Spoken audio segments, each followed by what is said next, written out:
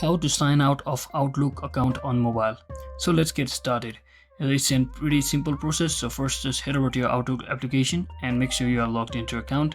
Now to simply sign out from your Outlook of your mobile, you just have to click on this Google icon at the top left corner, so which is basically a profile icon for yours, and just click on this settings gear icon at the bottom left corner, and here you shall see the option called account. So as you can see, there is no direct option to directly log out or sign out from your account, so you need to click on this account section and just tap on this your account name just like this, and you should be getting either two options, either to reset your account if you have any problem regarding account, but since we are to sign out from our account, just tap on this remove account and it should remove your account from this device completely.